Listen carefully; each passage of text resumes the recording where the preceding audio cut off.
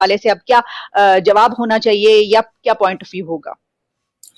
देखिए, मैं सारी सूरत हाल आपके सामने रखने की कोशिश करता हूं कि मोदी साहब आए हैं तो किस तरीके से और कितने भरपूर तैयारी करके वो आए हैं। एक तो वो पूरा फुल फ्लैज जिस तरह आंटराज उसके साथ यहाँ पे Washington DC is full of Indian journalist right now. हर दूसरे चौक में न्यूयॉर्क में और वॉशिंगटन डीसी में देखा गया है इंडियन कैमरामैन जो है वो लेकर बैठे हैं। और जो कमला हैरिस की स्पीच के बारे में आपने बात की है उसको वो हर इंडियन चैनल ने उसको कहा है इंडियन डिसेंट वाइस प्रेसिडेंट। और फिर उन्होंने इस तरीके से कैंपेन चला रहे हैं, यहां पे अमेरिकन मीडिया भी उनके साथ मिला हुआ है। वो यहां तक वीडियो आ रही है इस वक्त मेन चैनल्स पर कि मोदी साहब जब आए थे पिछले दौर में ओबामा पीरियड में, ट्रंप से भी पिछले दौर में, और वाइस प्रेसिडेंट जो उस वक्त थे जो बाइडेन, उनके साथ उनकी क्या इंटरेक्शन थी, वहां तक वो एक पूरा फुल फ्लैज जिस तरीके से कहते हैं कि कैंपेन चल रही है। और वो कैंपेन के साथ साथ क्या उसमें से हासिल क्या कर रहे हैं इस वक्त, जिस तरह आपने भी फरमाया कि कमला हैरिस ने भी टेररिज्म को आइडेंटिफाई किया। टोनी बिल्कन इससे पहले जब कांग्रेशनल हियरिंग में गए तो उन्होंने भी जाके वहां पे पाकिस्तान को एक्यूज किया वर्ड यूज करके हार्बरिंग, और उन्होंने कहा कि सेफ हेवंस प्रोवाइड करते रहे हैं पाकिस्तान पिछले 20 सालों से।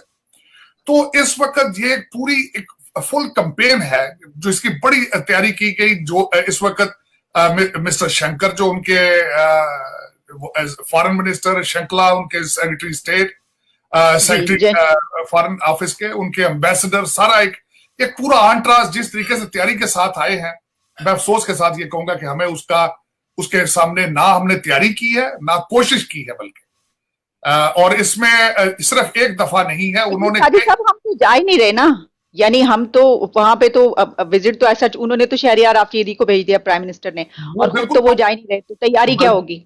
उन्होंने बल्कि इसका कोई एडवोकेसी कश्मीर की करने की बजाय पाकिस्तान के इमेज को धचका दिया, शाक दिया उन्होंने।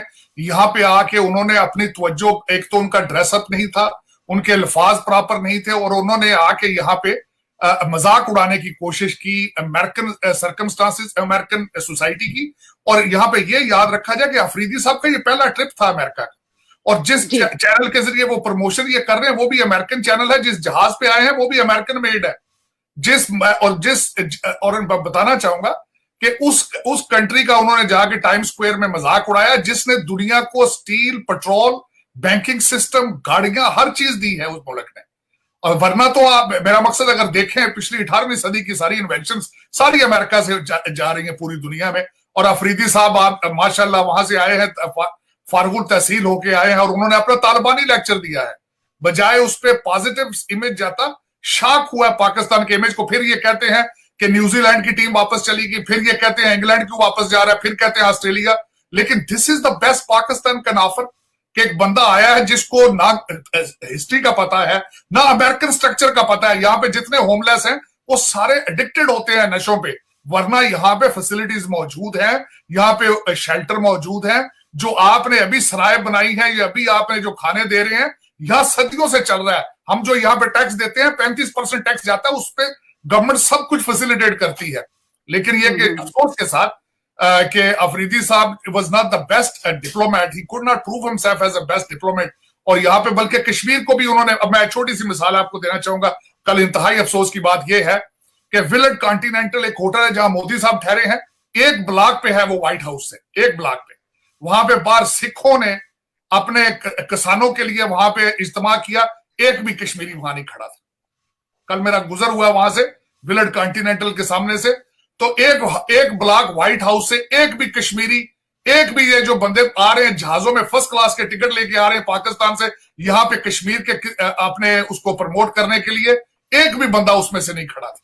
ये वेकेशन पे सारे लोग मिल रहे हैं, पाकिस्तान से जो है वो जा रहे हैं उसको, लेकिन वहां पे मौजूद नहीं थे, एक भी बंदा नहीं। सारे वेकेशन पे फिर रहे हैं, यहाँ पे आके गवर्नमेंट ऑफ पाकिस्तान के खर्चे से बिजनेस क्लास की टिकटें लेकर आए हैं। लेकिन कल विलेट कॉन्टिनेंटल के सामने सिख मौजूद थे, एक भी पाकिस्तानी मौजूद नहीं था, एक भी कश्मीरी मौजूद नहीं था वहां। अफसोस की बात, ये नेशनलिज्म है, ये कौमियत है, ये हमारे टारगेट है। और ये पाकिस्तान से पता नहीं, मेरी समझ से बाहर है कि इस वक्त खान साहब का आज एक इंटरव्यू न्यूज वीक वालों ने दिया है कि खान साहब कह रहे हैं कि Taliban can be the partner in peace with America. इस वक्त आपके 3-4 लोग जो हैं उनकी क्या डिप्लोमेसी चल रही है, उनकी क्या एडवोकेसी चल रही है। हमारे कुरैशी साहब, मोईद यूसुफ साहब, इमरान खान साहब मुसलसल दुनिया की मिन्नतें करते नजर आ रहे हैं कि अफगानिस्तान पे डॉलरों की बारिश करें और हो सकता है वहां से कोई डॉलर स्लिप होकर पाकिस्तान भी आ जाए। सिर्फ और सिर्फ ये एडवोकेसी हो रही है कि खुदारा उनको डॉलर दे, उनको डॉलर दे। अब मैं कुछ चीजें जो मेरे ज़हन में पॉइंट थे, एक तो मैं ये बताना चाहूंगा कि पाकिस्तान ने रिक्वेस्ट की है यूनाइटेड नेशन से कि तालिबान को वहां पे बोलने की इजाजत दी जाए। खुद आप बोल नहीं रहे हो, तालिबान की एडवोकेसी कर रहे हो, फिर आप स्टेटमेंटें देते हो कि हम तालिबान के नुमाइंदे नहीं है। इस वक्त पाकिस्तान की सारी फॉरेन पॉलिसी कोशिश कर रही है दुनिया को कन्विंस करने की कि तालिबान को रिकॉग्नाइज किया जाए। लेकिन दूसरी तरफ से जो रिसेंटली खबर आ रही है, मुल्ला नूरुद्दीन तराबी साहब ने अपना एक बयान जारी कर दिया है। वो जेल खाना जात के वहां पे वजीर है। उन्होंने कहा है कि हम हाथ काटने की और मौत की सजाए मौत देने की इसकी सजाओं को हम रिस्टोर कर रहे हैं। और दूसरा, जिस तरीके से उन्होंने स्टेटमेंट अगले दिन पाकिस्तान के खिलाफ भी दी है कि हम पाकिस्तान के वी वॉन्ट फॉलो पाकिस्तान। आप कंफ्यूज हैं अपनी फॉरेन पॉलिसी में, आप नर्वस हैं इस वक्त, लेकिन आप ऑर्गेनाइज नहीं है, आप चैनलाइज नहीं है। आपको बिल्कुल समझ नहीं आ रही कि आपने क्या करना है। आप चाइना के साथ हैं, अमेरिका के साथ हैं, आप किसके साथ हैं, आपको बिल्कुल कोई पता नहीं है इस वक्त। सर, लेकिन ये जो आपने भी बात की, ये तो जो तालिबान है ना, उन्होंने खुद भी लेटर लिखा है यूएन को, और वो यूएन ने जो है उनका लेटर देख लिया है और उसके ऊपर उन्होंने कहा है कि हम ये जवाब, और उन्होंने कहा है कि हमें खिताब करने का मौका दिया जाए वहां पर। बिल्कुल बिल्कुल, लेकिन वो लेटर भी लिखा है, लेकिन साथ इनकी रिक्वेस्ट भी यहाँ पे देखिए। आपके पास अमेरिकन जो मीडिया है तो वो तो उठाते हैं चीजें, आपके पास खासकर कई चीजें वहां नहीं जाती, लेकिन हम तो यहाँ देखते हैं, हम सुनते हैं कि यहाँ पे क्या हो रहा है। यहाँ पे इट वाज अ न्यूज कि Pakistan has asked for United Nations कि उसमें उनको बोलने की इजाजत दी जाए।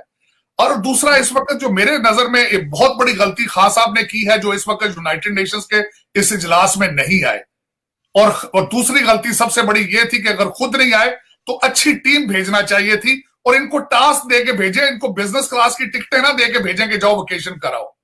यहां पे जिस तरह कल मैंने आपको बताया, कल वॉशिंगटन डीसी में एक भी इंसान नहीं खड़ा था कोई झंडा कश्मीर का लेकर या कश्मीर का कोई केस बयान करता, एक भी। सिख खड़े थे लेकिन पाकिस्तानी एक नहीं था, ना कश्मीरी थे। और हाँ, कर क्या रहे हैं, यहां मैंने देखा वर्जीनिया से लोग बसें भर के वेकेशन के लिए यूनाइटेड नेशन के सामने जाएंगे, वहां बर्गर शर्गर खा के तो वापस आ जाएंगे। इनके लिए ये वेकेशन नेशनलिज्म नहीं इनके अंदर कि ये कोई अपने मुल्क के लिए, अपनी एडवोकेसी के लिए, फॉरेन पॉलिसी के लिए कुछ चीजें कर रहे हो। और यहाँ आते हैं, अपने रिश्तेदारों दोस्तों के साथ बैठते हैं, खाबे करते हैं, बारबेक्यू उनके बैकलॉन में करते हैं और फिर वापस उनके अपने फैमिली के लिए तोहफे लेते हैं, कुछ यहां से लेते हैं, कुछ कतर से लेते हैं, तो वापस चले जाते हैं। इनके मेरा मकसद है कि इस वक्त बिल्कुल पाकिस्तान पे यारो मददगार खड़ा है। बिल्कुल इस वक्त मैं थोड़ा सा डिस्कस करना चाहता था कि इंडिया किस स्पीडों पे चल रहा है। इंडिया फ्रांस के साथ बात हो रही है मिकराह की, इंडिया रशिया के साथ नए रिलेशनशिप डेवलप कर रहा है। यहाँ पे मोदी साहब आए हैं, उन्होंने जापान के प्रीमियर के साथ मिले हैं। एक में उसमें तशवीश थी मेरे लिए कि एक सीईओ जो उनको मिला है वो आर्मामेंट ड्रोन्स के हवाले से, अमेरिका अब ड्रोन देगा इंडिया को, अगला नया ये उनका मंसूबा बन रहा है।